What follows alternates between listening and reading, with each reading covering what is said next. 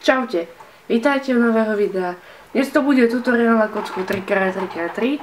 Mnohí si to už zo mňa vyžiadali, tak to natočím. Bude to rozdelené na diely. Dnešné diely preverím značenie ťahov a základný kríž. A ak to bude nejaké krátke video, tak ešte aj doplnenie rohov. Bude to na metódu LBL. Tak môžeme sa do toho pustiť.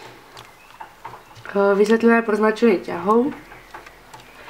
Napríklad ja na začiatku som si neznačila ťahy, keď som sa učila, že R, U, R prime, U prime. Ale značila som si to vlastným písmenkami, ako toto bolo P, H. Pomáhalo mi to v lepšej orientácii a keď som si nevedela zapamätať, že napríklad U je tu a D je tu, tak som si tam dávala šipky a celkom mi to dosť pomohlo. Takže ak náhodou tomu chápať nebudete, alebo proste ťažko sa vám to bude učiť, tak hovorím si tam to značenie. Myslím, že vám to tiež pomôže. Tak môžem sa na to pustiť. Toto je R. Čiže pôjdete vlastne od seba. R. A R prime je potom opačne. Píše sa to vlastne R a je tam taký apostrof, čiže dá sa to R prime. Toto je R, ale toto nebude L. Toto je L prime z toho dôvodu, že sa na to pozeráte opačne. V podstate. A toto je tým pádom L. Toto je U.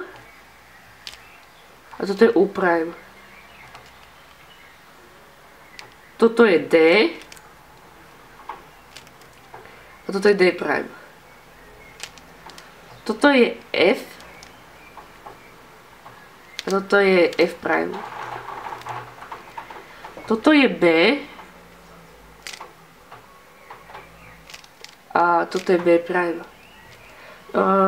Môj algoritmus sa používa aj M. Teraz neviem, či toto je M prime, alebo toto je M prime. Ale zdá sa mi, že toto je M prime. A potom sa značí aj dvojťah, alebo to nazvať. R2, keď budete mať, tak to otočíte takto. Keď spravíte raz R a dva razy. A sa povedať, že presne na opačnú farbu. D2 bolo toto. L2 toto. Takže zopakujeme si to. Toto je R. Toto je R prime. Toto je L prime. Toto je L. Toto je U. Toto je U prime. Toto je D. A toto je D prime. Toto je F. Toto je F prime. A toto je B. Toto je B prime. Toto je M prime. Keď ste si tak všimli, už keď to pozeráte, že vlastne toto je U a toto je D. Nemusíte ísť do tej istej strany. Toto je R, toto je L. Tak je to so všetkým. Povádam sa za celkom dobre zapamätať. Dobre, ale už poďme k skladaniu. Dúfam, že ste tomu pochopili. V prípade nejakých dotazov napíšte do komentára. Podľa času vidím, že spravíme, teda naučím vás iba kríž skladať. Je to intuitívne, v podstate celý tento jedna vrstva je také intuitívne, ale tak vysvetlím to.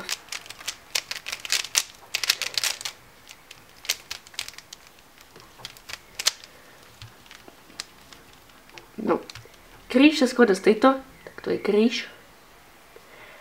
A ešte vysvetlím, že toto sú hraly, skladajú sa z dvoch farieb, toto sú rohy, skladajú sa z troch farieb a toto sú stredy. Mnohí vypísajú, že nevedia čo je čo a tak.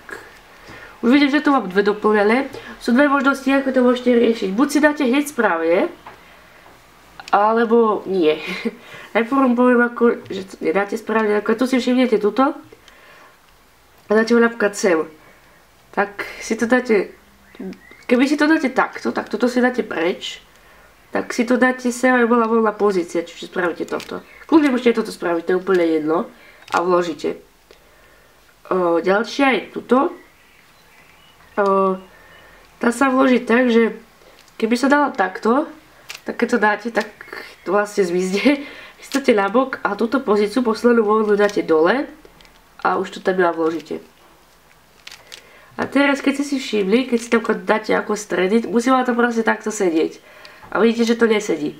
tak spravíte to tak, že spravíte, že dáte si ho takto dole a dáte si ho pod ten, takto by to bolo a spravíte znova tento dvojťah. V podstate je to R2. Tento spravíte, dáte si ho pod to a spravíte F2. Už máte posledný, dáte si ho pod červenú a U2. Buď sa to naučíte hneď, alebo budete to intuitívne. Čiže spravím jeden taký. A to by bolo vlastne aj z videa všetko. Dúfam, že sa vám bude ľúbiť. Budem to vydávať často. Tak na druhý deň budete mať vlastne taký diel na precvičovanie. Tak. A je jedno, akú farbu začnete. Netreba to riešiť. Keď teraz môžem začať oranžovú.